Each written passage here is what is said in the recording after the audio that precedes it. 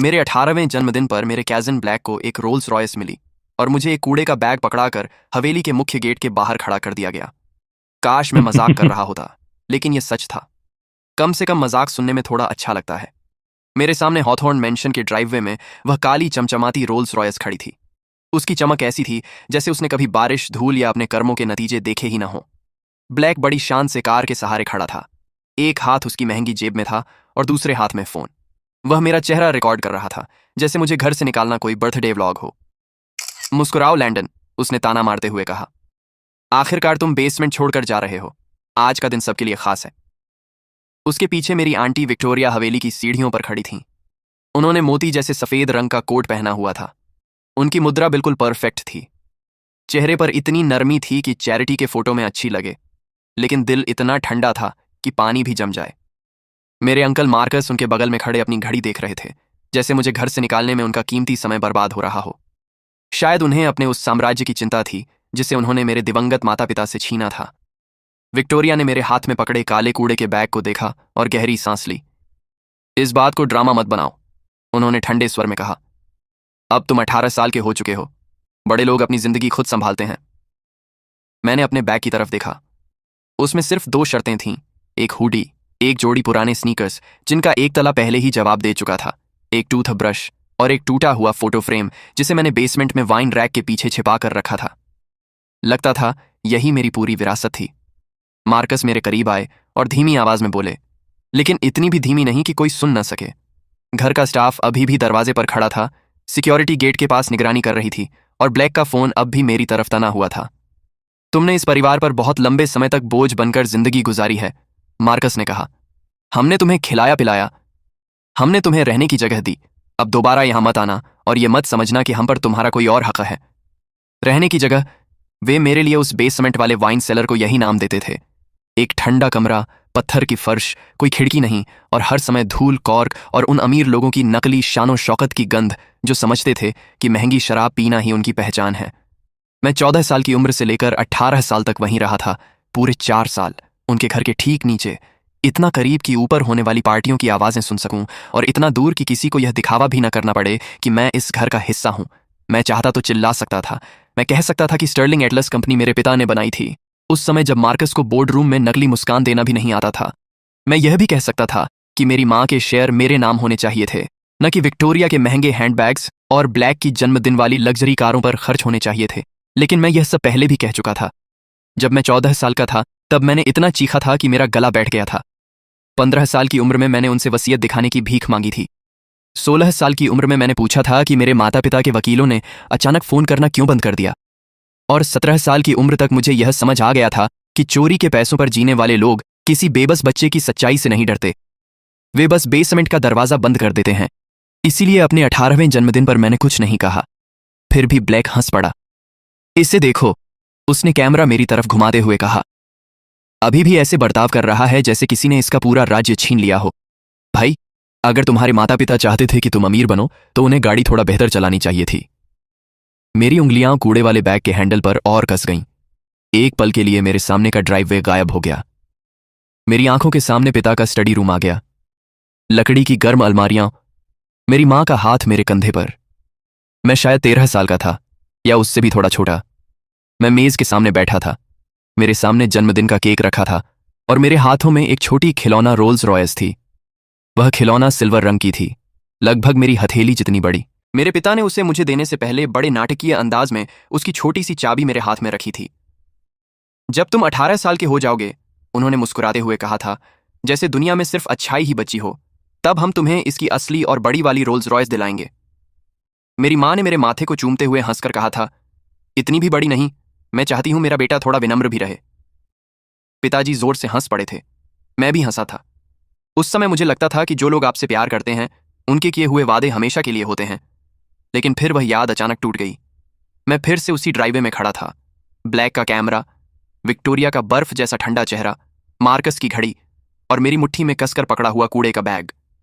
मेरी माँ अब इस दुनिया में नहीं थी। मेरे पिता भी नहीं रहे थे। उनकी बनाई हुई पूरी सल्तनत अब उन लोगों के हाथों में थी जिन्होंने मुझे नौकर से भी बदतर जिंदगी जीने पर मजबूर कर दिया था। और मेरे 18वें जन्मदिन पर मेरा इंतजार करने वाली एकमात्र रोल्स रॉयस उसी कजिन के पीछे खड़ी थी, जो सालों से मेरी जिंदगी को ऐसे पहनकर घूम रहा था जैसे कोई चोरी की हुई जैकेट पहनता है। विक्टोरिया ने सिक्योरिटी गार्ड की तरफ देखा। गेट खोलो, उन्होंने ठंडे स्वर में कहा। गार्ड एक पल के लिए हिचकिचाया, बस आधा सेकंड। उसी आधे सेकंड में मुझे उस रात की इकलौती इंसानियत और सहानुभूति दिखाई दी, लेकिन मार्कस ने तुरंत नोटिस कर लिया। उसने उंगलियां चटकाईं और तेज आवाज में कहा, अभी। भारी लोहे का गेट कराहते हुए खुल गया। मैंने अपना कूड़े वाला बैग कंधे पर डाला और धीरे धीरे उस गेट के बाहर चल पड़ा। ब्लेक भी कुछ कदम मेरे पीछे आया, सिर्फ इसलिए ताकि उसकी रिकॉर्डिंग बंद न हो। फिर उसने हंसते हुए आवाज लगाई, हैप्पी बर्थडे बेसमेंट बॉय। मेरे पीछे लोहे का गेट बंद हो गया। मैं फुटपाथ पर खड़ा रहा। मुझे लगा कि शायद मेरे अंदर कुछ जोर से टूट जाएगा, कोई दर्द, कोई चीख, कोई गुस्सा, लेकिन ऐसा कुछ नहीं हुआ। मेरे अंदर की चीजें बस चुपचाप मुड़ गईं, जैसे किसी के जूते के नीचे दबकर कागज का कप अपना आकार खो देता है। मैं चलता रहा, तब तक चलता रहा जब तक हवेली पेड़ों के पीछे गायब नहीं हो गई, और उसके बाद भी चलता रहा, क्योंकि रुकने का मतलब था सोचना, और सोचने का मतलब था यह याद करना कि अब मेरे पास सोने के लिए कोई जगह नहीं थी। आधी रात तक शहर पहले से कहीं ज्यादा ठंडा लगने लगा था। मुझे एक बंद पड़े रेस्टोरेंट के पीछे एक संकरी सी गली मिली। वहां रखा बड़ा कूड़ेदान भयानक बदबू मार रहा था, लेकिन कम से कम उसकी धातु की दीवारें ठंडी हवा को रोक रही थीं, और उस समय मेरी हालत ऐसी नहीं थी कि मैं जगह की क्वालिटी को लेकर कोई शिकायत कर सकूं। मैं कूड़ेदान के पास बैठ गया, अपने कूड़े वाले बैग को सीने से लगाकर पकड़ा और ऊपर इमारतों के बीच दिखाई दे रहे आसमान के छोटे से टुकड़े को देखने लगा। मैंने खुद से कड़वी हंसी के साथ कहा, वाह लैंडन, कमाल कर दिया। अमेरिका का सबसे अमीर अनाथ, और रात गुजार रहा है कल बची हुई सी फूड की बदबू के पास। आखिरी शब्द बोलते समय मेरी आवाज हल्की सी टूट गई, और सच कहूं तो मुझे ठंड से ज्यादा उसी बात पर गुस्सा आया। मैंने अपनी हथेली आंखों पर रख ली और कोशिश की कि कोई आवाज बाहर ना निकले। गली पूरी तरह खाली थी, कोई मुझे देख नहीं रहा था, और अजीब बात यह थी कि इससे सब कुछ और भी बुरा लग रहा था। लोगों के सामने होने वाली बेइज्जती तेज चुभती है, लेकिन अकेले में होने वाली बेइज्जती सीने पर भारी पत्थर बनकर बैठ जाती है। मैं अपने माता पिता के बारे में सोचने लगा, उस छोटी खिलौना रोल्स रॉयस के बारे में, उस वसीयत के बारे में जिसे मुझे कभी देखने नहीं दिया गया, और विक्टोरिया की उस नकली मुस्कान के बारे में जब वह मेहमानों से मेरा परिचय कराते हुए कहती थी, ये हमारे थोड़े परेशान स्वभाव वाले भतीजे हैं। तभी अचानक मेरे सामने कुछ चमक उठा। पहले मुझे लगा शायद किसी फोन की स्क्रीन जल गई है, फिर याद आया कि मेरा फोन तो बैग में पड़ा पड़ा कब का बंद हो चुका था। मैंने सिर उठाकर ध्यान से देखा। मेरे सामने हवा में एक काला आयताकार बॉक्स तैर रहा था। उस पर पतले चांदी जैसे अक्षर चमक रहे थे, limitless bank invitation available, do you accept. मैं कई सेकंड तक उसे घूरता रह गया। फिर मैंने पूरी गली में नजर दौड़ाई। कोई कैमरा नहीं, कोई प्रैंक वीडियो बनाने वाली टीम नहीं, कोई नशे में धुत टेक्नोलॉजी वाला लड़का नहीं जो कूड़ेदान के पीछे छिपकर मेरी हालत पर हंस रहा हो। सिर्फ मैं, ठंडी रात, और हवा में तैरता हुआ एक संदेश जिसका अस्तित्व ही नहीं होना चाहिए था। मैंने घबराकर एक गहरी सांस ली और बुदबुदाया, या तो मैं ठंड से मर रहा हूं, या फिर इस ब्रह्मांड का कस्टमर सर्विस विभाग बहुत ही अजीब है। मेरे इतना कहते ही उस चमकते हुए संदेश के नीचे दो नए विकल्प उभर आए, एक्सेप्ट और डिक्लाइन। मैंने कांपते हुए अपना एक हाथ आगे बढ़ाया। शायद मैं बहुत ज्यादा हताश हो चुका था, शायद मैं बेवकूफ था, या शायद जिस लड़के के पास खोने के लिए कुछ भी न बचा हो, वह अंधेरी गलियों में चमकती हुई अजीब चीजों पर क्लिक करने का जोखिम उठा सकता है। मैंने एक्सेप्ट पर उंगली रख दी। अचानक हवा में एक हल्की धातु जैसी आवाज गूंजी। अगले ही पल एक काला कार्ड हवा से निकलकर सीधे मेरी हथेली में आ गिरा। वह देखने में जितना हल्का लग रहा था, असल में उससे कहीं ज्यादा भारी था। उसकी सतह चिकनी और ठंडी थी, किनारे चांदी जैसे चमक रहे थे। सामने सिर्फ एक शब्द लिखा था, लिमिटलेस, और उसके ठीक नीचे छोटे चांदी के अक्षरों में मेरा नाम उभरा हुआ था, लैंडन स्टर्लिंग। उसे देखते ही उस रात पहली बार मुझे ठंड महसूस होना बंद हो गई। तभी हवा में तैरता संदेश बदल गया, first transaction available, spend, receive double. मैं कार्ड को घूरता रहा, यहां तक कि उसे पकड़ते पकड़ते मेरी उंगलियों में दर्द होने लगा। फिर मेरे मुंह से एक अजीब सी हंसी निकली, धीमी, थकी हुई और थोड़ी कड़वी। विक्टोरिया ने मुझे एक कूड़े का बैग दिया था, लेकिन किसी और चीज ने मुझे पूरा बैंक दे दिया था। और मेरे माता पिता की मौत के बाद पहली बार मेरे पास जिंदा रहने की एक वजह थी, एक सवाल, अगर मैं जो भी खर्च करूं उसका दोगुना वापस मिल जाए तो एक बेघर वारिस आखिर खरीद क्या सकता है। लिमिटलेस बैंक के साथ मेरा पहला लेन देन कोई सुपरकार नहीं था, कोई पेंट हाउस नहीं था, और न ही किसी अरबपति जैसी नाटकीय एंट्री। वह था एक गैस स्टेशन से खरीदा हुआ प्लास्टिक में लिपटा सैंडविच और ढेर सारी भावनात्मक चोटें। मैं काउंटर पर पहुंचा। कैशियर ने मुझे ऐसे देखा जैसे मैं नैपकिन भी चुरा सकता हूं, और सच कहूं तो उसकी सोच गलत भी नहीं थी। मेरी हालत ऐसी ही लग रही थी। मैं ऐसा दिख रहा था जैसे किसी लॉन्ड्री बास्केट और कूड़ेदान ने मिलकर मेरी जिंदगी की पिटाई कर दी हो। मेरी हुड्डी सिकुड़ी हुई थी, बाल पूरी तरह बिखरे हुए थे, और मेरे हाथ में एक ऐसा काला कार्ड था जिसकी कीमत शायद पूरे सैंडविच रैक से ज्यादा होगी। मैंने कार्ड आगे बढ़ाते हुए कहा, कार्ड से पेमेंट करूंगा। कैशियर ने पहले कार्ड को देखा, फिर मुझे। उसकी आंखों में साफ लिखा था, अच्छा प्रॉप है भाई। मैं उसे दोष भी नहीं दे सकता था। अगर रात के 1 बजे कोई बेघर सा दिखने वाला लड़का मुझे लग्जरी ब्लैक कार्ड देता तो मैं भी यही सोचता कि या तो उसने इसे चुराया है या फिर किसी बहुत स्टाइलिश पागलपंथ से भागकर आया है। उसने कार्ड मशीन में स्वाइप किया। पीप, अप्रूव्ड। कैशियर की आंखें फैल गईं। मैं भी कुछ सेकंड तक मशीन को देखता रह गया। तभी मेरी नजर के कोने में एक नया संदेश उभरा। Transaction 8.42, limitless bank return $16.84, available balance updated. मैं सैंडविच और कार्ड लेकर दुकान से बाहर निकल आया। शहर अब भी उतना ही ठंडा था। मेरी जिंदगी अब भी पूरी तरह बर्बाद थी, लेकिन अब मेरे खाते में $16.84 मौजूद थे। एक ऐसे खाते में जो 10 मिनट पहले तक अस्तित्व में ही नहीं था। मैंने सैंडविच का पहला निवाला लिया, और कई दिनों बाद पहली बार ऐसा महसूस हुआ कि शायद किस्मत ने मुझे पूरी तरह छोड़ा नहीं है। मैंने सैंडविच का एक और निवाला लिया। उसका स्वाद ऐसा था जैसे किसी ने ब्रेड, नमक और सब्जियों के खिलाफ दर्ज एक मुकदमे को एक साथ मिलाकर पैक कर दिया हो। फिर भी मेरी आंखें भर आईं, इसलिए नहीं कि वह बहुत स्वादिष्ट था, बल्कि इसलिए क्योंकि वह मेरा था। मैंने उसे अपने पैसों से खरीदा था, किसी की दया से नहीं, किसी की बची हुई चीज के रूप में नहीं। वह पूरी तरह मेरा था। उसके बाद मैंने एक पानी की बोतल खरीदी, फिर एक सस्ता चार्जर, फिर काउंटर के पीछे से एक प्रीपेड फोन। हर बार जब मैं कार्ड स्वाइप करता, खर्च की गई रकम का 2 गुना वापस मेरे खाते में आ जाता। रकम बहुत छोटी थी, हास्यास्पद रूप से छोटी, लेकिन पहली बार मेरी रकम घटने की बजाय बढ़ रही थी। और 4 साल तक अपनी हर चीज को किसी और के हाथों में जाते देखने के बाद यह एहसास लगभग अविश्वसनीय लग रहा था। सूरज निकलने तक मेरे पास एक मोटल का कमरा लेने लायक पैसे हो चुके थे। मोटल कोई खास नहीं था, पुराना कारपेट, थकी हुई सी वॉलपेपर, और रिसेप्शन पर बैठा एक ऐसा क्लर्क जो तब तक कोई सवाल नहीं पूछता था जब तक कार्ड पास हो जाए। मुझे वह आदमी तुरंत पसंद आ गया। इतने कम मानकों वाला इंसान उस समय मुझे बिल्कुल सही लगा। मैंने एक रात का किराया दिया। सिस्टम ने उसका 2 गुना वापस कर दिया। कमरे में पहुंचकर मैं सीधे बाथरूम में गया।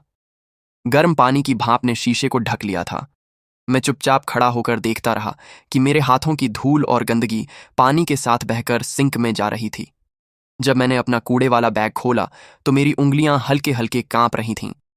मैंने उसमें से टूटा हुआ फोटो फ्रेम निकाला। कांच के पीछे मेरे माता पिता मुस्कुरा रहे थे। मेरे पिता ने नेवी ब्लू सूट पहन रखा था। मेरी माँ सफेद ड्रेस में थी और मैं उनके बीच खड़ा था, लगभग 13 साल का, अपने हाथों में उस छोटी खिलौना रोल्स रॉयस को ऐसे पकड़े हुए जैसे वह दुनिया का सबसे कीमती खजाना हो। मैंने फ्रेम को बाथरूम के काउंटर पर सावधानी से रख दिया। तभी मेरी नजर दरवाजे के पास रखी एक छोटी सी शेल्फ पर गई। उस पर एक फूलदान रखा था, सस्ता सा नीले रंग का सिरेमिक फूलदान। शायद उसकी कीमत $20 से भी कम होगी, और उसकी सबसे बड़ी उपलब्धि शायद किसी एक उदास मेहमान से मिली तारीफ रही होगी। फिर भी उसे देखते ही मेरे सीने में अजीब सा दर्द उठ गया, क्योंकि फूलदान की वजह से ही ब्लैक को पहली बार पता चला था कि मेरी तकलीफें उसे हंसा सकती है। मैं तब 14 साल का था। माता पिता के एक्सीडेंट को कुछ ही महीने हुए थे। हॉथॉर्न परिवार मुझे पहले ही बेसमेंट में भेज चुका था। हालांकि वे उसे अस्थायी व्यवस्था कहते थे, लेकिन वही अस्थायी व्यवस्था 4 साल लंबी कैद बन गई। अमीर लोगों को अस्थायी व्यवस्था कहना बहुत पसंद होता है, खासकर तब जब उसकी तकलीफ किसी और को झेलनी पड़ रही हो। उस दिन दोपहर में विक्टोरिया ने कुछ बड़े दानदाताओं के लिए लंच रखा था, और मैं किचन में खड़ा प्लेटें धो रहा था, क्योंकि मार्कस के अनुसार मुझे अनुशासन सीखने की जरूरत थी। तभी ब्लैक अंदर आया। उसकी शर्ट की बांह पर केक की फ्रॉस्टिंग लगी हुई थी और चेहरे पर वही घमंडी बोरियत। वह तब 13 साल का था। गोल मटोल चेहरा, घमंड से भरी मुस्कान, और यह पूरा विश्वास कि दुनिया का काम सिर्फ उसे एक महंगे कमरे से दूसरे महंगे कमरे तक पहुंचाना है। उसने मुझे देखकर कहा, ओए बेसमेंट बॉय, मेरे लिए सोडा लेकर आ। मैं उतनी जल्दी नहीं हिला जितनी जल्दी वह चाहता था, तो उसने हॉलवे में रखी विक्टोरिया की महंगी इंपोर्टेड फूलदान उठा ली। मैंने तुरंत कहा, अरे उसे नीचे रखो। वह मुस्कुराया और अगले ही पल उसने फूलदान छोड़ दिया। धड़ाम! फूलदान संगमरमर की फर्श पर गिरकर सैकड़ों टुकड़ों में टूट गई। 1 सेकंड के लिए हम दोनों उन टूटे हुए टुकड़ों को देखते रहे। फिर अचानक ब्लैक जोर से चिल्लाया, आंटी विक्टोरिया, लैंडन ने फूलदान तोड़ दी। मैं उसे घूरता रह गया, वह मुझे घूरता रहा। फिर उसके होंठों पर एक छोटी सी मुस्कान आई, ऐसी मुस्कान जो सिर्फ मुझे दिखाई दी, क्योंकि उसे पहले से पता था कि इस घर में किसकी बात पर विश्वास किया जाएगा। विक्टोरिया भागती हुई आई, उनके पीछे मार्कस भी आ गया। घर का स्टाफ किचन के दरवाजे पर इकट्ठा हो गया। ब्लैक ने कांपने का नाटक करते हुए मेरी तरफ उंगली उठाई। इससे गुस्सा आ गया क्योंकि मैंने सिर्फ एक ड्रिंक मांगी थी। उसने मासूम बनते हुए कहा, फिर इसने फूलदान फोड़ दी। ये झूठ है। मैं अपनी बात पूरी भी नहीं कर पाया था। चटाक! विक्टोरिया का थप्पड़ मेरे गाल पर पड़ा। आवाज पूरे हॉलवे में गूंज गई। मेरा गाल जलने लगा, आंखों में आंसू भर आए। सिर्फ इसलिए नहीं कि दर्द हुआ था, हालांकि दर्द तो हुआ ही था, बल्कि इसलिए कि विक्टोरिया के कंधे के पीछे खड़ा ब्लैक चुपचाप हंस रहा था। उसका पूरा शरीर हंसी से हिल रहा था और बाकी सब लोग बस नजरें फेर रहे थे, जैसे कुछ हुआ ही ना हो। विक्टोरिया ने मेरा चेहरा पकड़कर मेरी ठुड्डी ऊपर उठाई, फिर धीमी लेकिन जहरीली आवाज में बोली, तुम बहुत विनाशकारी हो। तुम्हारे माता पिता ने तुम्हें सिर पर चढ़ा रखा था और अब हमें उनकी छोड़ी हुई गंदगी साफ करनी पड़ रही है। मार्कस ने टूटे हुए टुकड़ों की तरफ देखा और गहरी सांस ली, फिर ऐसे बोला जैसे कोई मामूली हिसाब किताब कर रहा हो, इसकी अलाउंस से पैसे काट लेना। उसकी बात सुनकर मेरे होंठों पर कड़वी हंसी आ गई, क्योंकि मेरी कोई अलाउंस थी ही नहीं। लेकिन इस घर में सच कभी मायने नहीं रखता था, बस वही सच माना जाता था जो हॉथॉर्न परिवार बोल देता था। मेरी कोई अलाउंस थी ही नहीं, यही तो सबसे बड़ा मजाक था। फिर भी उन्होंने उस टूटी हुई फूलदान के पैसे मेरी अलाउंस से काटने का फैसला किया। उसके बाद मुझे नंगे हाथों से टूटे हुए कांच के टुकड़े साफ करने पड़े। और दूसरी तरफ ब्लेक आराम से डाइनिंग टेबल पर बैठकर मिठाई खा रहा था। एक स्टाफ सदस्य को मुझ पर तरस आ गया। वह मेरे लिए दस्ताने लेकर आया, लेकिन विक्टोरिया ने उसे देख लिया। उन्होंने सिर हिलाकर मना कर दिया। इसे सीखने दो, उन्होंने कहा। और सच कहूं तो मैंने सीख लिया। मैंने सीखा कि ताकत के बिना बोला गया सच सिर्फ शोर बनकर रह जाता है। 4 साल बाद मोटल के बाथरूम में खड़ा मैं अनजाने में अपने गाल को छूने लगा। वहां कोई निशान नहीं था, त्वचा बिल्कुल ठीक थी, लेकिन याद, वो अब भी जिंदा थी। दरवाजे के पास रखा वो सस्ता नीला फूलदान बिल्कुल बेगुनाह लग रहा था। उसका विक्टोरिया से कोई लेना देना नहीं था, नहीं ब्लेक से। फिर भी मेरा मन कर रहा था कि उसे उठाकर दीवार पर दे मारूं, लेकिन मैंने ऐसा नहीं किया। मैं वापस बिस्तर पर जाकर बैठ गया, प्रीपेड फोन खोला और लिमिटलेस बैंक का बैलेंस देखने लगा। रकम बहुत बड़ी नहीं थी, बस इतनी थी कि अगर मैं सावधानी से खर्च करूं तो कुछ दिनों का खाना खरीद सकूं या 1-2 रात और मोटल में रुक सकूं।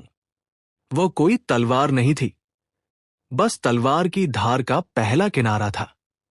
मैं एक डिस्काउंट स्टोर गया, कुछ मोजे खरीदे, अंडरवियर, 2 साधारण शर्टें और एक जैकेट जो बेसमेंट की नमी और पत्थरों जैसी बदबू नहीं करती थी। कार्ड ने पेमेंट स्वीकार कर ली। रकम दोगुनी होकर वापस आ गई। फिर मैंने एक छोटी नोटबुक खरीदी, एक पेन खरीदा। रकम फिर दोगुनी हो गई। शुरुआत में मैं हर एक ट्रांजैक्शन नोटबुक में लिखता था, जैसे अगर मैंने नजर हटाई तो ये पूरा सिस्टम गायब हो जाएगा। $8 16 बन गए, $40 80 बन गए, $80 160 बन गए। ये कोई आतिशबाजी जैसा जादू नहीं था, नहीं रातों रात अरबती बनने वाली कहानी। ये धीरे धीरे बढ़ने वाला, सीधा सादा और अजीब तरह से खूबसूरत गणित था। दूसरे दिन के अंत तक मैं पूरे 1 हफ्ते का मोटल किराया दे सकता था। तीसरे दिन मैंने एक पुराना लैपटॉप खरीदा जो मुझे एक पॉन शॉप से मिला। चौथे दिन मैंने पब्लिक रिकॉर्ड्स तक पहुंच खरीद ली और वहीं से सब बदलना शुरू हुआ। मैंने सर्च बार में टाइप किया स्टर्लिंग एटलास होल्डिंग्स। स्क्रीन पर तुरंत मेरे पिता की कंपनी का लोगो उभर आया। मैं कुछ सेकंड तक उसे देखता रहा, फिर नीचे नाम दिखाई दिए। Executive chair Victoria Hawthorne, chief executive officer Marcus Hawthorne, और फिर ब्लेक कंपनी के चैरिटी पेज पर काले सूट में मुस्कुराता हुआ, कलाई पर चमकती हुई चांदी की घड़ी, मानो वो हमेशा से इस साम्राज्य का वारिस रहा हो। और मैं एक सस्ते मोटल के कमरे में बैठा था। नाइट स्टैंड पर वेंडिंग मशीन से खरीदा गया खाना रखा था और स्क्रीन पर उस साम्राज्य को देख रहा था जिसे मेरे माता पिता ने बनाया था और मेरी आंटी ने चुरा लिया था। मेरी उंगलियां कीबोर्ड पर स्थिर हो गई। 4 साल तक हॉथॉर्न परिवार ने मुझे यही महसूस कराया था कि मैं कोई टूटी हुई प्लेट हूं, एक बेकार चीज जिसे उन्होंने दया करके अपने बेसमेंट में पड़े रहने दिया। लेकिन अब पहली बार मुझे एहसास होने लगा था कि शायद टूटी हुई चीज मैं नहीं था। शायद असली समस्या वे लोग थे जिन्होंने मेरी पूरी जिंदगी चुरा ली थी। लेकिन सिस्टम ने मुझे एक ऐसी चीज दे दी थी जिसकी हॉथॉर्न परिवार ने कभी कल्पना भी नहीं की थी। एक ऐसा तरीका जिससे मेरी हर खरीदारी मुझे अपने लक्ष्य के एक कदम और करीब ले जाती थी। मैंने फिर से अपनी नोटबुक खोली। पहले साफ पन्ने के सबसे ऊपर मैंने 3 शब्द लिखे, सब वापस लेना है। फिर उसके नीचे मैंने उन लोगों के नाम लिखे जिनसे मेरा हिसाब बाकी था। Victoria, Marcus, Blake. मैंने पेन इतनी जोर से दबाया कि कागज हल्का सा फट गया। अच्छा हुआ, कुछ नाम ऐसे होते हैं जिन्हें निशान छोड़ना ही चाहिए। अगली सुबह मैं हॉथॉर्न मेंशन वापस नहीं गया। कुछ सेकंड के लिए वो बहुत संतोष देने वाला कदम होता, लेकिन सिर्फ कुछ सेकंड के लिए। उसके बाद मार्कस सिक्योरिटी से मुझे फिर सड़क पर ठिंकवा देता। विक्टोरिया मुझे मानसिक रूप से अस्थिर घोषित कर देती और ब्लेक शायद कोई वीडियो अपलोड करता। बेसमेंट बॉय की वापसी या ऐसा ही कोई बेवकूफी भरा शीर्षक। मेरे पास अब एक काला कार्ड था, लेकिन दिमाग भी था। इसलिए मैंने गायब रहने का फैसला किया। पहला महीना आसान नहीं था। लिमिटलेस बैंक पैसे दोगुने कर देता था, लेकिन फिर भी मुझे हर ट्रांजैक्शन और अगले ट्रांजैक्शन के बीच का समय निकालना पड़ता था। धीरे धीरे मैंने इसका तरीका समझ लिया। जरूरत की चीज खरीदो, रिटर्न आने का इंतजार करो, फिर दोबारा खर्च करो। कभी बहुत ज्यादा दिखावा मत करो और ऐसी जगहों पर ज्यादा सवाल मत पूछो जहां गरीब लोगों के सवाल अमीर लोगों की जिज्ञासा बढ़ा देते हैं। खाना धीरे धीरे मोटल के किराए में बदल गया। मोटल का किराया एक छोटे किराए के कमरे में बदल गया। वो कमरा एक बंद पड़ी बेकरी के ऊपर था। कमरे में पुरानी चीनी और गीली ईंटों की मिलीजुली गंध रहती थी। हीटर चलते समय ऐसे आवाज करता था जैसे उसे हर समय ध्यान चाहिए। खिड़की के सामने कोई खूबसूरत नजारा नहीं था, बस दूसरी तरफ एक और ईंटों की दीवार। दृश्य बहुत उदास था, लेकिन निजी था, और उस समय मेरे लिए निजता सुंदरता से कहीं ज्यादा कीमती थी। मैंने एक पुरानी सेकेंड हैंड मेज खरीदी। पैसे दोगुने हो गए। मैंने एक बेहतर लैपटॉप खरीदा, ऐसा लैपटॉप जो 2 टैब खोलते ही दम न तोड़ दे। पैसे फिर दोगुने हो गए। मैंने ऑनलाइन कोर्स खरीदे, finance, corporate law, inheritance law, accounting. हर खरीदारी के बाद रकम फिर दोगुनी हो जाती, और तभी मुझे एक बहुत कड़वा सच समझ आया। पैसा दोगुना हो सकता है, समय नहीं। मैं तुरंत बदला लेना चाहता था। मैं चाहता था कि उसी वक्त स्टर्लिंग एटलस के मुख्यालय में घुस जाऊं, दस्तावेजों का एक ढेर मेज पर पटक दूं और विक्टोरिया के चेहरे से उसकी वो परफेक्ट मुस्कान गायब होते देखूं। लेकिन असली दुनिया इतनी आसान नहीं थी। मैं एक दस्तावेज ढूंढता तो वो मुझे दूसरे दस्तावेज तक ले जाता। एक शेल कंपनी मिलती तो उसके पीछे किसी और के हस्ताक्षर निकल आते। हर जवाब के पीछे एक नया सवाल छिपा होता, और धीरे धीरे मुझे समझ आने लगा कि हॉथोर्न परिवार ने सिर्फ मेरा घर नहीं छीना था, उन्होंने अपने निशान भी बहुत सावधानी से मिटाए थे।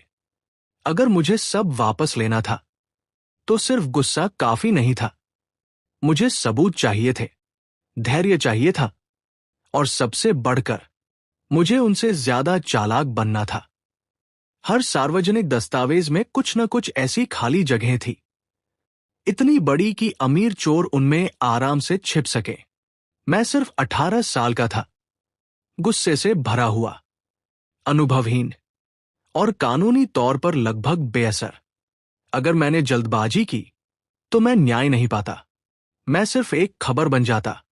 परेशान अनाथ ने अपने अभिभावकों पर आरोप लगाए, कड़वे भतीजे ने पारिवारिक कंपनी पर हमला बोला, मानसिक रूप से अस्थिर वारिस बाहरी लोगों के बहकावे में आया। मुझे पूरा यकीन था कि विक्टोरिया ने ऐसे बयान पहले से तैयार करके रखे होंगे। उसे दूसरों की बदकिस्मती के लिए हमेशा तैयार रहना पसंद था, इसलिए मैंने जल्दबाजी नहीं की। मैंने पढ़ाई शुरू की, मैं पैसे खर्च करता था, क्योंकि पैसे खर्च करने से पैसे बढ़ते थे।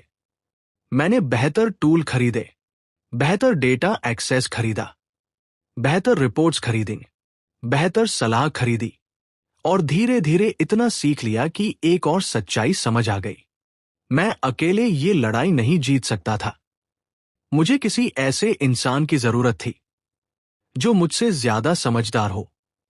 इसी तलाश ने मुझे नाओमी क्रॉस तक पहुंचाया। उनका ऑफिस एक पतली सी इमारत की 5वीं मंजिल पर था। एक तरफ टैक्स क्लिनिक था, दूसरी तरफ तलाक के मामलों का वकील। न कोई संगमरमर की सजावट, न कोई रिसेप्शनिस्ट, न कोई चमक दमक, बस एक धुंधले कांच का दरवाजा और उसके पीछे बैठी एक महिला, काला ब्लेजर, तेज नजरें, ऐसा चेहरा कि लगे वो कंक्रीट की दीवार के पार भी धोखाधड़ी सूंघ सकती है। उन्होंने मुझे सिर से पैर तक एक बार देखा, फिर बोली, तुम बहुत छोटे हो। मैंने जवाब दिया, और आप बहुत ध्यान से देखने वाली हैं। उनके होठों पर हल्की सी मुस्कान उभरी, बस एक सेकंड के लिए। उन्होंने मेरी फाइल देखी, फिर बोली, तुमने स्टर्लिंग एटलस होल्डिंग से जुड़े एस्टेट डॉक्यूमेंट्स की फॉरेंसिक समीक्षा मांगी है, ये किसी स्कूल का प्रोजेक्ट नहीं है। नहीं, मैंने कहा। उन्होंने अगला सवाल किया, और तुम फीस दे सकते हो? मैंने चुपचाप अपना काला कार्ड उनकी मेज पर रख दिया। उन्होंने उसे छुआ तक नहीं, बस देखकर बोली, कार्ड अक्सर रिजेक्ट भी हो जाते हैं। मैंने बिना सोचे जवाब दे दिया, मेरा कार्ड ऐसा करना पसंद नहीं करता। जैसे ही शब्द मुंह से निकले, मुझे पछतावा हुआ। यह थोड़ा ज्यादा घमंडी लग रहा था, लेकिन पेमेंट हो गई, तुरंत, सफल। नाओमी की भौं लगभग 1 मिलीमीटर ऊपर उठी। किसी और के लिए यह मामूली प्रतिक्रिया होती, लेकिन नाओमी के लिए यह खड़े होकर तालियां बजाने जैसा था। मैंने उन्हें पूरी कहानी नहीं बताई, लेकिन शुरुआत करने लायक सब कुछ बता दिया। मेरे माता पिता, इलियट स्टर्लिंग और ग्रेस स्टर्लिंग, उनका एक्सीडेंट, मेरा हॉथोर्न परिवार के पास जाना, वो वसीयत जिसे मुझे कभी देखने नहीं दिया गया, कंपनी का ट्रांसफर, बेसमेंट के 4 साल, और मेरे 18वें जन्मदिन की रात घर से निकाला जाना। नाओमी पूरी कहानी सुनती रही, बिना एक बार भी बीच में टोके। जब मैं बोलना खत्म कर चुका, उन्होंने अपनी मेज की दराज खोली, एक लीगल पैड निकाला, ऊपर पहली लाइन में कुछ लिखा, फिर उसे मेरी तरफ घुमा दिया। उस पर सिर्फ एक वाक्य लिखा था, दुख का पीछा मत करो, नियंत्रण का पीछा करो। मैं उस लाइन को काफी देर तक देखता रहा, क्योंकि पहली बार किसी ने मुझसे ये नहीं कहा था कि मैं भूल जाऊं, माफ कर दूं या आगे बढ़ जाओ। पहली बार किसी ने मुझे सिखाया था कि बदला गुस्से से नहीं, सबूत और नियंत्रण से लिया जाता है। ये बात थोड़ी बेरहम लगती है, मैंने कहा। नाओमी ने बिना भाव बदले जवाब दिया, बेरहम नहीं, सटीक है। फिर उन्होंने अपनी कलम मेज पर रखी और बोली, अगर उन्होंने तुमसे चोरी की है तो उन्होंने वह चोरी भावनाओं में नहीं छिपाई होगी, उन्होंने उसे नियंत्रण की परतों में छिपाया होगा। शेयरों में, ट्रस्ट में, प्रॉक्सी वोट्स में, बोर्ड के फैसलों में, कर्जों में, कानूनी दस्तावेजों में। दुख सिर्फ वह चीज थी जिससे उन्होंने तुम्हारा ध्यान भटकाए रखा। मैंने उसी पल तय कर लिया कि मुझे नाओमी पसंद है, कोई भावुक या गर्मजोशी वाला पसंद नहीं। मेरी जिंदगी उस समय ऐसे अध्याय में नहीं थी, लेकिन मुझे ये पसंद आया कि उन्होंने मेरा हाथ पकड़कर मुझे बहादुर नहीं कहा, क्योंकि बहादुर वो शब्द होता है जो लोग तब इस्तेमाल करते हैं जब उनके पास मदद करने के लिए कोई असली औजार नहीं होता। नाओमी के पास औजार थे और मुझे औजार चाहिए थे। अगले 3 साल हमने चुपचाप काम किया, धीरे, सावधानी से, बिना किसी शोर के। मैं बेकरी के ऊपर वाले कमरे से निकलकर एक छोटे अपार्टमेंट में चला गया, जहां दरवाजे का ताला सच में काम करता था। फिर उससे बेहतर अपार्टमेंट में, जहां पड़ोसी रात भर पाइपों पर चिल्लाते नहीं थे। और फिर उससे भी बेहतर जगह पर, जहां मेरे पास कई मॉनिटर रखने की जगह थी, फाइलों के डिब्बों के लिए जगह थी, और मेरे माता पिता की पुरानी तस्वीर के लिए भी। लिमिटलेस बैंक मेरे साथ साथ बढ़ता गया। मैं किराना खरीदता, पैसे दोगुने हो जाते। मैं कार खरीदता, पैसे दोगुने हो जाते। मैं साफ सुथरी कानूनी कंपनियों के नाम पर छोटी प्रॉपर्टियां खरीदता, पैसे दोगुने हो जाते। Consulting reports, legal review, data access, private investigation, हर खर्च के बाद रकम बढ़ती जाती। लेकिन इस सिस्टम की एक बात अलग थी, ये कभी मेरी तारीफ नहीं करता था, कभी मुझे सांत्वना नहीं देता था, कभी ये नहीं कहता था कि मैं सही हूं। ये बस एक काम करता था, चलते रहो और इनाम मिलता रहेगा।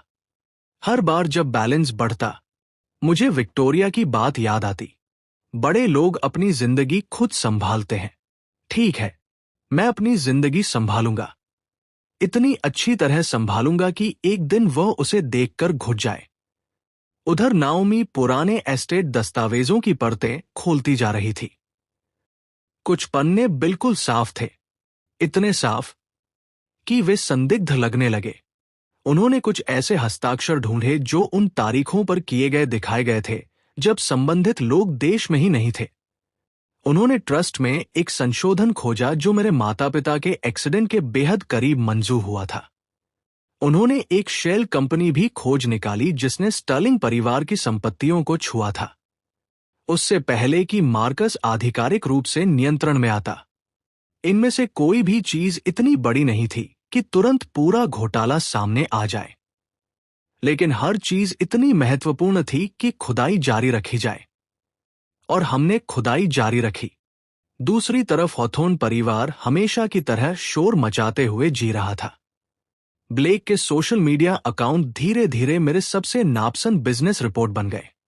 वो नई घड़ियां दिखाता, नई कारें दिखाता, क्लब्स, स्की ट्रिप्स, चैरिटी गाला, और हर तस्वीर में विक्टोरिया उसके साथ मुस्कुराती दिखती, जैसे दया और इंसानियत का आविष्कार उसी परिवार ने किया हो। हर पोस्ट मुझे एक ही बात याद दिलाती, वो उस जिंदगी को जी रहा था जो मेरे माता पिता ने बनाई थी। एक दिन उसने एक वीडियो पोस्ट किया, उसमें वो अपनी नई कस्टम रोल्स रॉयस की डिलीवरी ले रहा था। मैंने वो वीडियो एक बार नहीं, मैंने वो वीडियो 3 बार इसलिए देखा क्योंकि उसकी तारीख मायने रखती थी। वह ब्लेक का 18वां जन्मदिन था। वीडियो में विक्टोरिया उसके बगल में खड़ी ताली बजा रही थी। मार्कस उसे एक कीबॉक्स सौंप रहा था और नीचे कैप्शन लिखा था, हमारा राजकुमार पूरी दुनिया का हकदार है, हमारा राजकुमार। मैं कुछ सेकंड तक स्क्रीन को घूरता रहा, फिर वीडियो बंद कर दिया और अपनी नोटबुक खोल ली। पहले पन्ने पर सब वापस लेना है वाली लाइन के नीचे मैंने एक नई बात लिखी, जन्मदिन इनके लिए बहुत मायने रखते हैं। ये कोई बिजनेस रणनीति नहीं थी, कोई कानूनी खोज नहीं थी। सच कहूं तो ये थोड़ा बचकाना और व्यक्तिगत था, लेकिन कभी कभी छोटी और व्यक्तिगत बातें ही दिशा दिखाती हैं। जब मैं 21 साल का हुआ, तब भी बाहर से मेरी जिंदगी बहुत साधारण दिखती थी, और यही मेरा उद्देश्य था। हॉथॉर्न परिवार की नजरों में अगर वे कभी मेरे बारे में सोचते भी थे, तो मैं बस एक असफल अनाथ था। कोई ऐसा लड़का जो सस्ते अपार्टमेंट्स और बदकिस्मती में कहीं खो गया था। लेकिन पर्दे के पीछे कहानी अलग थी। पैसा अब असली हो चुका था, संपत्तियां असली थी, कंपनियां असली थी, और स्टर्लिंग एटलस में मेरी छिपी हुई हिस्सेदारी अब इतनी बड़ी हो चुकी थी कि अगर मैं चाहता तो मीटिंग टेबल पर अपनी कुर्सी मांग सकता था। एक बारिश वाली शाम नाओमी मेरे अपार्टमेंट में आई। उनके हाथ में एक मोटी फाइल थी और चेहरे पर ऐसा भाव था कि मैं उनके कुछ कहने से पहले ही सीधा बैठ गया। मैंने पूछा, क्या हुआ? उन्होंने जवाब दिया, अगले हफ्ते ब्लेक का 21वां जन्मदिन है। मैंने सूखे स्वर में कहा, बहुत अच्छी बात है। मैं उसके 18वें जन्मदिन से किसी तरह बच गया था। नाओमी ने मेरी बात अनदेखी कर दी। फिर बोली, वे लोग बैरेट मोटर ऑक्शन में जा रहे हैं। एक लिमिटेड एडिशन फेरारी की निजी बिक्री होने वाली है, पूरे देश में सिर्फ एक। उन्होंने फाइल मेरी तरफ बढ़ा दी। अंदर एक चमकदार तस्वीर थी, एक लाल फेरारी, नीची, महंगी और इतनी दिखावटी कि पहली नजर में ही समझ आ जाए ये ब्लेक की पसंद है। मैं कुछ देर तक तस्वीर को देखता रहा और अचानक मेरे दिमाग में दो तस्वीरें एक साथ उभरी। पहली, 13 साल का मैं, अपने हाथ में खिलौना रोल्स रॉयस पकड़े हुए। दूसरी, 18 साल का ब्लेक, अपनी नई कार के सहारे खड़ा, और मैं कंधे पर कूड़े का बैग लटकाए सड़क पर। मेरे होठों पर हल्की मुस्कान आ गई। नाओमी मुझे गौर से देख रही थी। उन्होंने धीरे से कहा, लैंडन, क्या?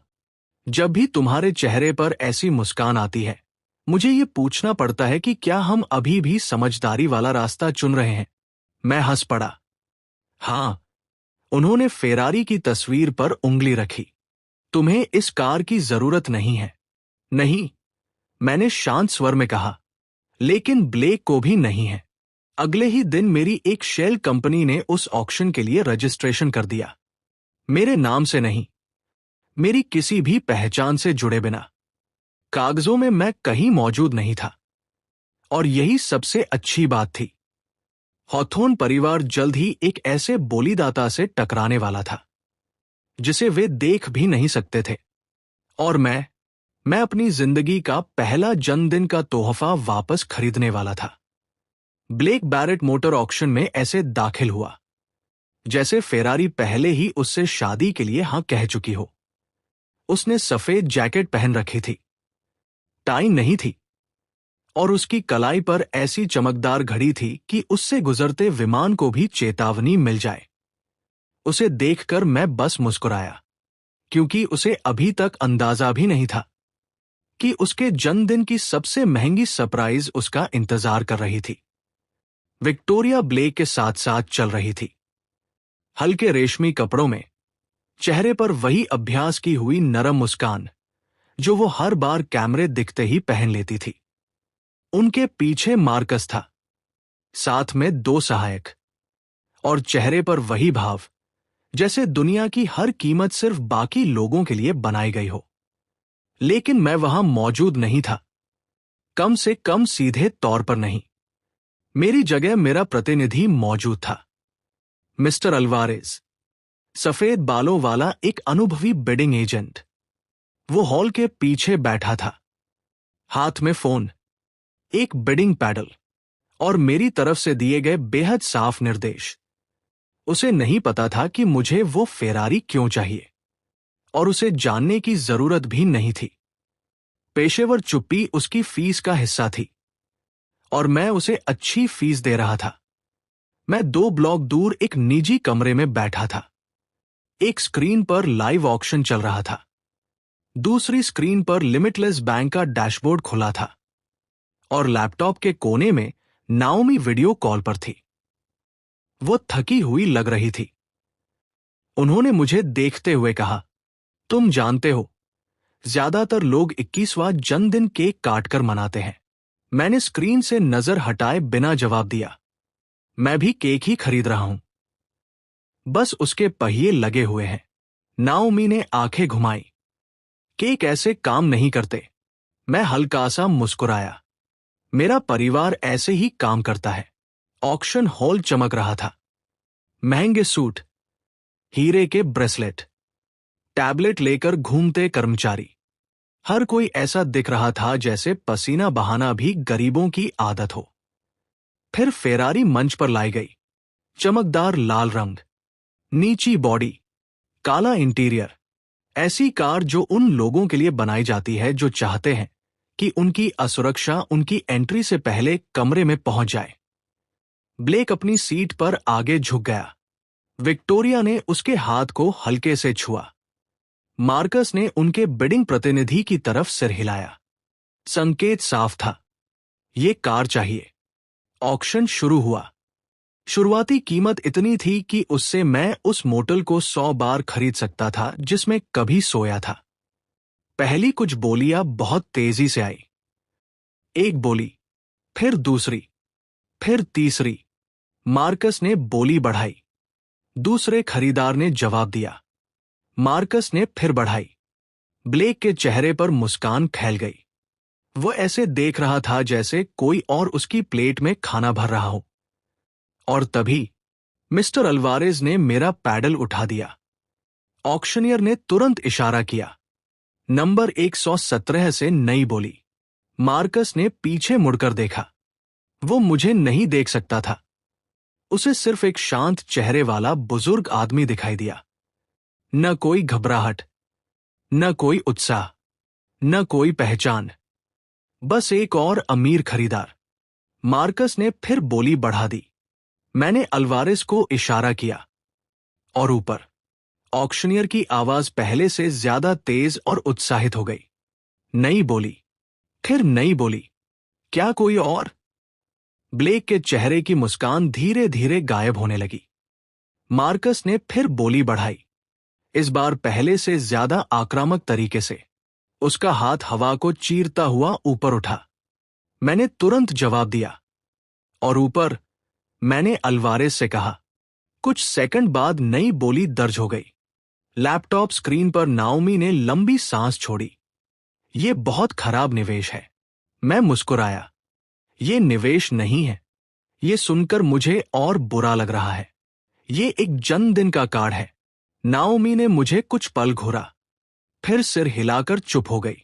उधर लाइव फीड में ब्लेक झुककर विक्टोरिया के कान में कुछ कह रहा था। विक्टोरिया ने उसके हाथ पर हल्की थपकी दी। चेहरे पर मुस्कान अब भी थी, लेकिन उसकी आंखें पहले जैसी शांत नहीं थी। वही पहली दरार दिखाई दी, छोटी सी लेकिन साफ। मार्कस अपने प्रतिनिधि की तरफ झुका, कुछ कहा। तुरंत एक और बोली लग गई। मैंने जवाब देने में एक सेकंड भी नहीं लगाया। ऑक्शनियर अभी पिछली रकम दोहरा ही रहा था कि अल्वारेज ने मेरा पैडल फिर उठा दिया। अब हॉल में कुछ लोगों की धीमी हंसी सुनाई देने लगी। किसी ने खुलकर मजाक नहीं उड़ाया, अभी नहीं। वे स्थिति का आनंद ले रहे थे।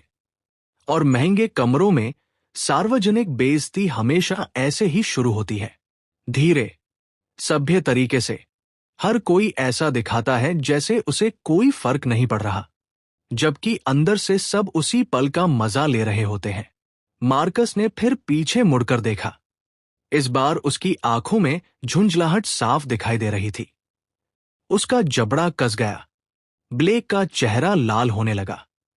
मैंने उसके होठों को पढ़ने की कोशिश की। वो कह रहा था, ये आदमी है कौन? लेकिन किसी के पास जवाब नहीं था। और यही सबसे खूबसूरत हिस्सा था। कीमत बढ़ती गई, इतनी बढ़ी कि दो बड़े कलेक्टर बीच में ही पीछे हट गए। अब ये कार खरीदने का मामला नहीं रह गया था। ये अहंकार की लड़ाई बन चुकी थी। एक चमकदार लाल फेरारी अब सिर्फ फेरारी नहीं थी। वो एक बहुत महंगा तर्क बन चुकी थी और दोनों पक्ष उसे जीतना चाहते थे। फिर मार्कस ने एक और बोली लगाई, बहुत बड़ी, बहुत भारी, वित्तीय रूप से उसे बर्बाद करने वाली नहीं, लेकिन भावनात्मक रूप से महंगी। वो बहुत दूर आ चुका था। अब वो सिर्फ कार नहीं खरीद रहा था, वो ब्लेक के सामने हारने से बचने की कोशिश कर रहा था। मैं स्क्रीन को देखता रहा, कुछ सेकंड, बस कुछ सेकंड। फिर मैंने कहा, 1 मिलियन और। अल्वारेज ने मेरी तरफ देखा। मैंने सिर हिला दिया। उसने पैडल उठा दिया। नई बोली दर्ज हो गई, पूरे 1 मिलियन ऊपर। नाओमी ने अपनी आंखें बंद कर ली। बचकाना, मैंने कुर्सी पर पीछे टिकते हुए कहा। सटीक। ऑक्शन हॉल में अचानक सन्नाटा छा गया। ऑक्शनियर ने नई रकम दोहराई, फिर दोबारा दोहराई, जैसे उसे खुद यकीन न हो। सभी निगाहें अब मार्कस पर थी। वह चुप बैठा रहा, उसका प्रतिनिधि भी। कोई हरकत नहीं, कोई संकेत नहीं, कुछ नहीं। विक्टोरिया की मुस्कान अब भी बनी हुई थी, लेकिन सिर्फ इसलिए क्योंकि शायद उसने ऐसी परिस्थितियों के लिए सालों तक आईने के सामने अभ्यास किया था। ब्लेक उसकी तरफ मुड़ा।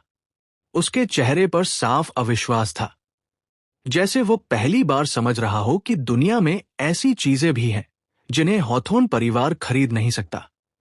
मैंने स्क्रीन पर उसकी आंखों में वो झटका देखा। ऑक्शनियर की आवाज पूरे हॉल में गूंजी।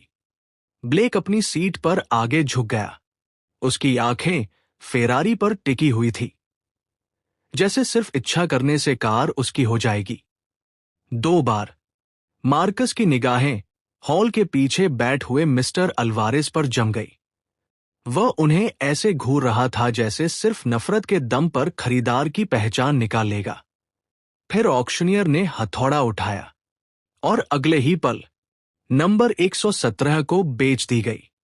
ठाक। हथौड़ा मेज पर गिरा। सब खत्म हो गया।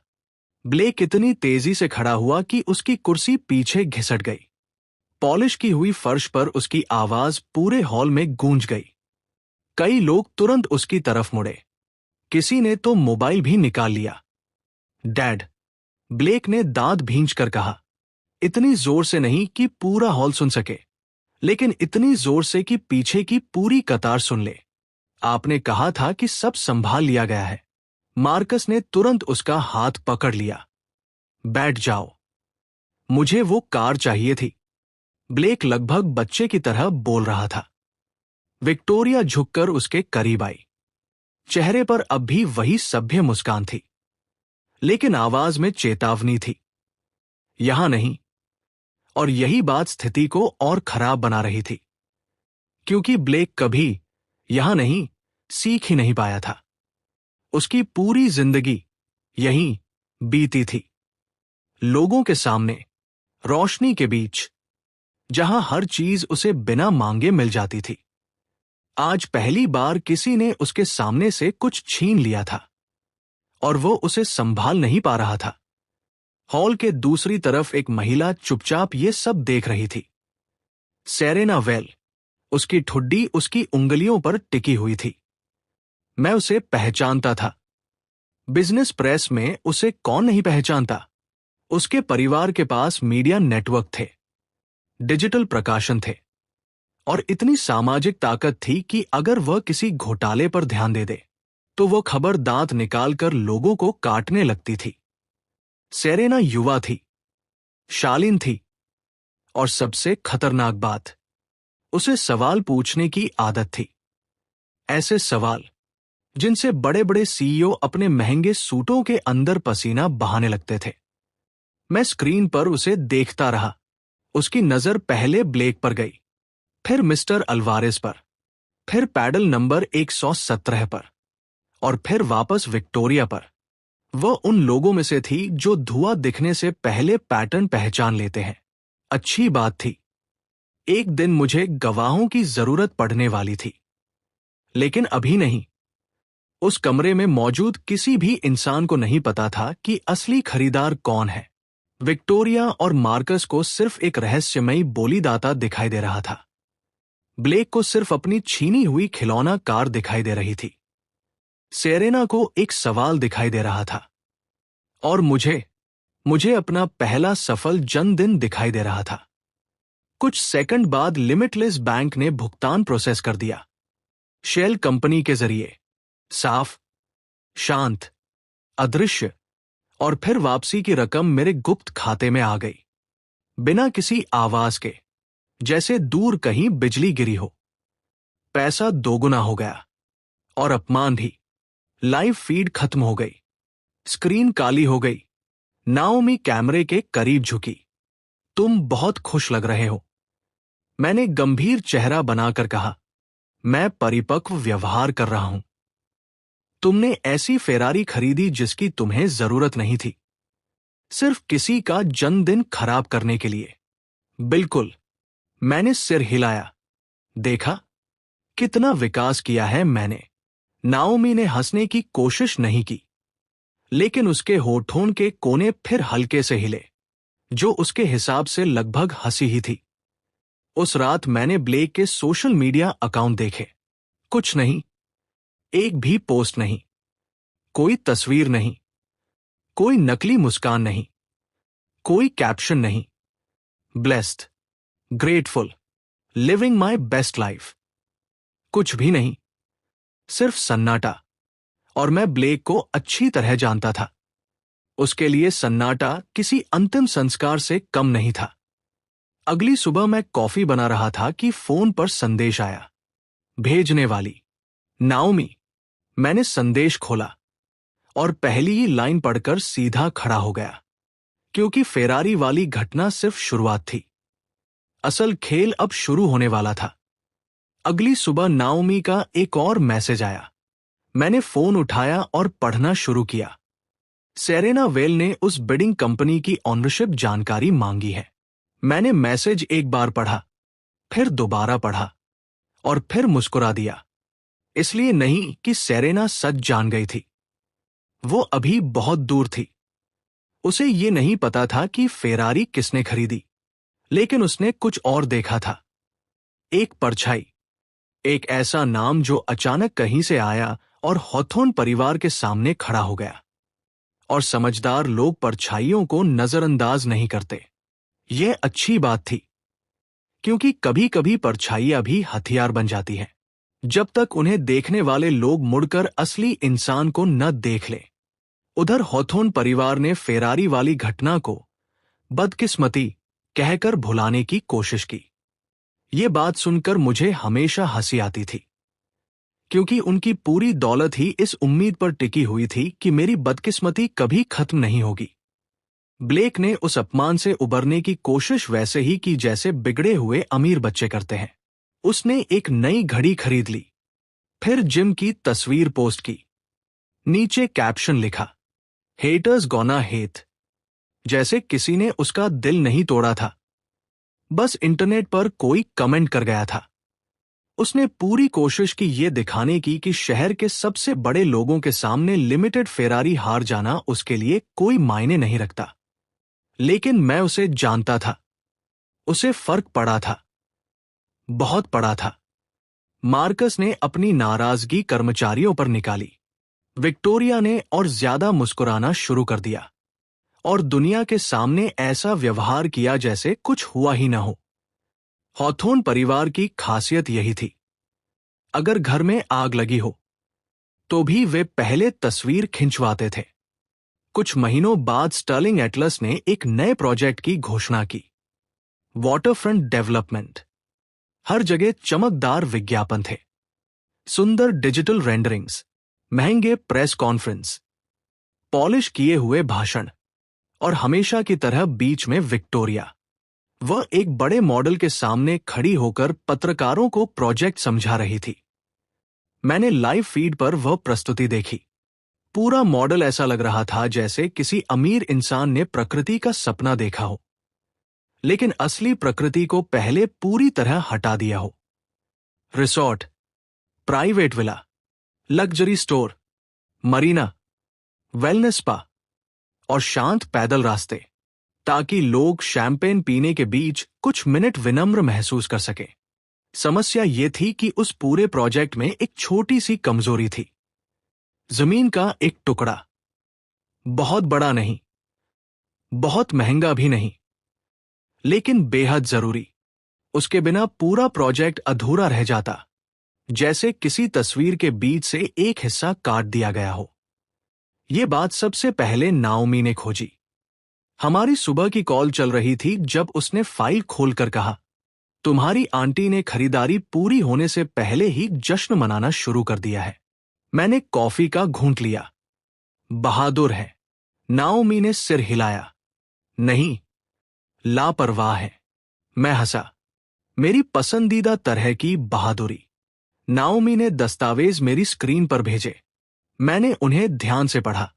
वह जमीन अभी तक स्टर्लिंग एटलस की नहीं थी। वो एक फैमिली ट्रस्ट के पास थी, और ट्रस्ट सिर्फ साफ सुथरी डील चाहता था। विक्टोरिया और मार्कस को पूरा भरोसा था कि वो जमीन आखिरकार स्टर्लिंग एटलस के हाथ ही लगेगी। उनके लिए यह कोई सवाल नहीं था, बस औपचारिकता थी। उन्होंने पहले ही निवेशकों के लिए निजी लंच की तैयारी कर ली थी। चमकदार प्रेजेंटेशन तैयार थे, प्रोजेक्ट के शानदार मॉडल बन चुके थे, और मार्कस तो शहर के कई प्रभावशाली लोगों को फोन भी कर चुका था। जब नाओमी ने मुझे यह बताया तो उसने एक दिलचस्प शब्द इस्तेमाल किया, एग्रेसिवली फ्रेंडली, यानी ऊपर से दोस्ताना, अंदर से दबाव। और जहां दबाव होता है वहां अवसर भी होता है। मैंने पहला कदम बहुत चुपचाप उठाया। सबसे पहले एक अलग कंपनी के जरिए उस जमीन के पड़ोस वाला प्लॉट खरीद लिया। फिर दूसरी कंपनी के नाम से असली जमीन के लिए बोली लगा दी। धीरे धीरे कीमत बढ़ने लगी। मार्कस ने निजी समझौते की कोशिश की। विक्टोरिया ने खुद फोन किया। एक शहर के सलाहकार ने भी संकेत दिया कि जनहित के लिए स्टर्लिंग एटलस को प्राथमिकता देना बेहतर होगा। लेकिन आखिर में विक्रेता ने सिर्फ एक चीज देखी, नकद पैसा। और नकद पैसा लगभग हमेशा जीत जाता है। जिस दिन मेरी कंपनी ने वो जमीन हासिल की, मैं किसी बोर्डरूम में नहीं था। मैं अपने अपार्टमेंट में बैठा था, स्वेट पैंट पहने हुए, और डिब्बे से नूडल्स खा रहा था। फोन पर नोटिफिकेशन आया। सौदा पूरा हो चुका था। लिमिटलेस बैंक ने भुगतान प्रोसेस कर दिया। कुछ देर बाद रकम दोगुनी होकर वापस आ गई। मेरा अकाउंट और बड़ा हो गया। और उसी समय शायद स्टर्लिंग एटलस की डेवलपमेंट टीम ने पलक झपकना बंद कर दिया होगा। मजेदार बात यह थी कि उसी दोपहर उन्होंने निवेशकों की प्रस्तुति फिर भी आयोजित की, जैसे कुछ हुआ ही न हो। मैंने बाद में उसकी रिकॉर्डिंग देखी। विक्टोरिया क्रीम रंग के सूट में मंच के पास खड़ी थी। उसके बगल में पूरा वाटरफ्रंट मॉडल रखा हुआ था। मार्कस स्क्रीन के पास खड़ा था, और ब्लेक भी वहां मौजूद था। शायद किसी ने उसे समझाया होगा कि किसी मॉडल के पास खड़े रहना भी बिजनेस अनुभव कहलाता है। विक्टोरिया ने अपनी प्रस्तुति शुरू की, हमेशा की तरह शानदार अंदाज में। वो विरासत की बात कर रही थी, समुदाय की बात कर रही थी, सस्टेनेबल लग्जरी की बात कर रही थी, और उन सभी महंगे शब्दों की बात कर रही थी जिनका मतलब अक्सर कोई नहीं पूछता। सब कुछ बहुत अच्छा चल रहा था। फिर एक निवेशक ने हाथ उठाया। क्या बीच वाला प्लॉट सुरक्षित कर लिया गया है? एक पल के लिए कमरा शांत हो गया। विक्टोरिया की मुस्कान नहीं हिली, लेकिन मार्कस तुरंत आगे आया। हम अंतिम विवरण संभाल रहे हैं। अनुवाद। नहीं, जमीन अभी उनकी नहीं थी। दूसरे निवेशक ने मॉडल के ऊपर झुककर बीच वाली खाली जगह की तरफ इशारा किया। अगर यह हिस्सा किसी तीसरे पक्ष के पास है तो एक्सेस रोड बदल जाएगी, निर्माण की योजना बदल जाएगी, मरीना की डिजाइन बदल जाएगी। मार्कस मुस्कुराया, ऐसी मुस्कान जैसे किसी ने उसकी कार नहीं, उसके जूते का अपमान कर दिया हो। हम दशकों से प्रॉपर्टी डेवलप कर रहे हैं। हमें कोई चिंता नहीं है, लेकिन उसे चिंता थी, बहुत थी। मैं स्क्रीन के पार भी देख सकता था, क्योंकि उसने वही आवाज इस्तेमाल की थी जो अमीर लोग तब इस्तेमाल करते हैं जब कमरे में आग लगी हो और वे चाहते हों कि कोई धुआं नोटिस न करे। विक्टोरिया ने मॉडल पर हाथ रखा, फिर पूरी आत्मविश्वास के साथ कहा, प्रोजेक्ट पूरी तरह समय पर चल रहा है। और वहीं उसने गलती कर दी, बहुत बड़ी गलती। उसने खुद को बहुत आगे तक बांध दिया। अब अगर कोई समस्या आती तो वो सिर्फ तकनीकी समस्या नहीं रहती, वो उसकी विश्वसनीयता की समस्या बन जाती। निवेशक ने धीरे से सिर हिलाया। वो आश्वस्त नहीं हुआ था, बस इतना सभ्य था कि सवाल वही खत्म कर दे। मैं जानता था कि जैसे ही वो कमरे से बाहर निकलेगा, वो किसी और को फोन करेगा। और ठीक वही हुआ। कुछ ही मिनटों में कमरे का माहौल बदलने लगा। लोग धीमी आवाज में बात करने लगे। एक व्यक्ति दूसरे से फुसफुसाया, फिर दूसरा तीसरे से, फिर तीसरा चौथे से, और देखते ही देखते पूरा कमरा कानाफूसी से भर गया।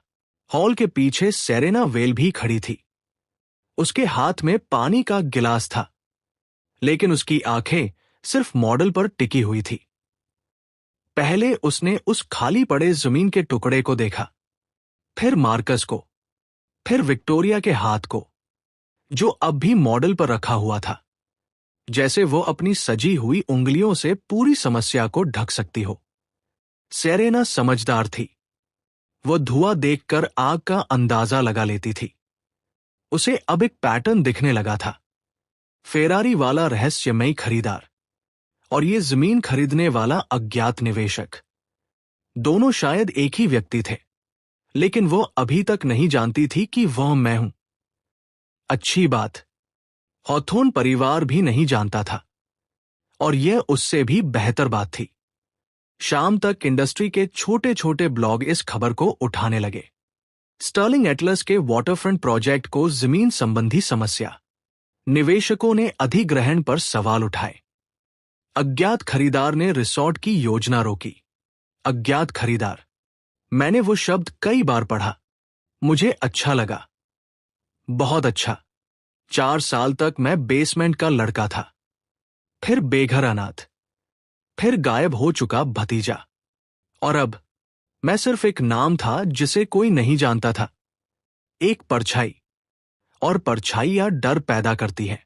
अगली सुबह ब्लेक ने सोशल मीडिया पर एक फोटो डाली, परिवार के जिम की, हाथ में डंबल, चेहरे पर वही नकली आत्मविश्वास, और कैप्शन, जो लोग अपना नाम छिपाते हैं वे कायर होते हैं।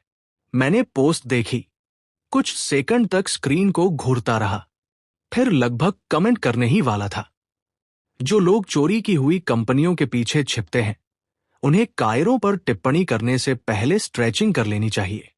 मेरी उंगलियां कीबोर्ड पर रुक गई, लेकिन मैंने कुछ नहीं लिखा। मैंने फोन बंद कर दिया, क्योंकि संयम किरदार का विकास होता है। परेशान करने वाला, कभी कभी बहुत परेशान करने वाला, लेकिन बेहद उपयोगी। फेरारी मेरी पहली जीत थी, जमीन मेरी दूसरी, लेकिन इसी जमीन ने मुझे पहली बार असली सिरदर्द भी दिया। क्योंकि जमीन घड़ी की तरह नहीं होती। आप उसे खरीद कर दराज में नहीं रख सकते, और हर बार देखकर अपनी छोटी सी जीत पर मुस्कुरा नहीं सकते। उसके साथ जिम्मेदारियां आती हैं। टैक्स, मेंटेनेंस, जोनिंग नियम, कानूनी नोटिस, पर्यावरणीय जांच, सरकारी कागजात, और दर्जनों ऐसे शब्द जिनसे अमीर लोग अकाउंटेंट्स को अमीर बनाते हैं। नाओमी ने वो मोटी फाइल मेरी तरफ बढ़ाते हुए कहा, बधाई हो। मैंने भौहें चढ़ाई। किस बात की? वो बिल्कुल शांत आवाज में बोली, तुम्हारे बदले ने अब कागजी काम पैदा कर दिया है। मैंने तुरंत कहा, मुझे ये वाक्य बिल्कुल पसंद नहीं आया। नाओमी हल्का सा मुस्कुराई, आना भी नहीं चाहिए, क्योंकि अमीर लोग धीरे धीरे कागजों से ही खून बहाते हैं। और पहली बार मुझे उसकी बात पूरी तरह समझ आई। पैसा दबाव बना सकता था, लेकिन उस दबाव को संभालना भी पड़ता था। अगर मैं सिर्फ गुस्से में चीजें खरीदता गया, तो वे संपत्तियां खुद मेरे लिए बोझ बन जाती। अगर स्टर्लिंग एटलस बहुत जल्दी टूट जाता, तो शायद मैं उसी कंपनी को बर्बाद कर देता जिसे एक दिन वापस पाना चाहता था। यही सबसे मुश्किल बात थी। मैं एक ऐसे घर के अंदर शिकार कर रहा था जिसमें एक दिन मुझे खुद रहना था। मैं हर दीवार को आग नहीं लगा सकता था, कुछ दीवारें बचानी भी थी। फिर भी निवेशकों की घबराहट ने वही किया जिसकी मुझे जरूरत थी। स्टर्लिंग एटलस के शेयर नीचे आने लगे। बहुत ज्यादा नहीं, बस थोड़ा, लेकिन कभी कभी थोड़ा ही काफी होता है। मैंने चुपचाप खरीदना शुरू किया। थोड़े शेयर एक कंपनी से, कुछ दूसरी कंपनी से, कुछ एक ऐसे फंड के जरिए जिसे कोई उस लड़के से नहीं जोड़ सकता था जो कभी कूड़ेदान के पास सोया था। विक्टोरिया और मार्कस लगातार अंदाजे लगा रहे थे। कोई रहस्यमयी निवेशक, कोई प्रतिद्वंद्वी फंड, शायद कोई बड़ा डेवलपर, शायद कोई ऐसा व्यक्ति जो उन्हें ब्लैकमेल करना चाहता था। लेकिन एक नाम कभी उनके दिमाग में नहीं आया। उनके लिए मैं अब भी गायब था। शायद मर चुका, शायद कहीं छोटी नौकरी कर रहा था, शायद किसी गोदाम में काम कर रहा था।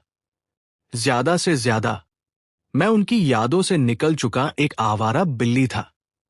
उन्हें यह नहीं पता था कि उस बिल्ली के दांत निकल चुके थे, और उन्हें यह बिल्कुल नहीं पता था कि वो धीरे धीरे एक बाग बन रही थी। कुछ दिन बाद नाओमी का फोन आया। उसकी आवाज पहले से ज्यादा गंभीर थी। स्टर्लिंग एटलस की इमरजेंसी इन्वेस्टर मीटिंग है। नाओमी कुछ सेकंड तक चुप रही। फिर उसने धीरे से पूछा, क्या तुम अंदर जाना चाहते हो? मैंने जवाब नहीं दिया।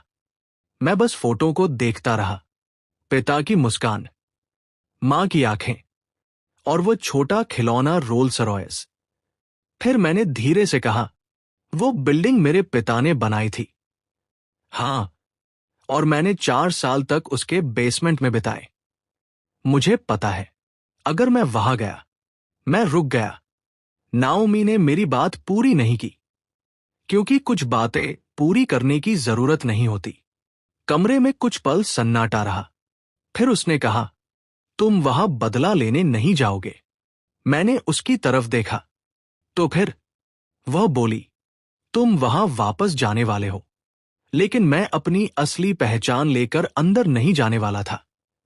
मैं उस रहस्यमय खरीदार की तरह सामने नहीं आने वाला था। नहीं, मैं अपने सारे पत्ते एक साथ खोलने वाला था। मैं वहां सिर्फ एक छोटे शेयरहोल्डर की तरह जाऊंगा। एक ऐसी परेशानी जिसे अभी कोई गंभीरता से नहीं लेता।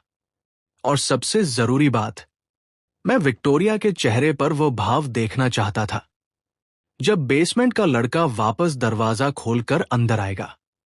स्टर्लिंग एटलस का मुख्यालय बिल्कुल वैसा भी था जैसा मुझे याद था, और बिल्कुल वैसा भी नहीं। शायद दुख ऐसा ही करता है, वो इमारतों को भी बदल देता है बिना अनुमति के।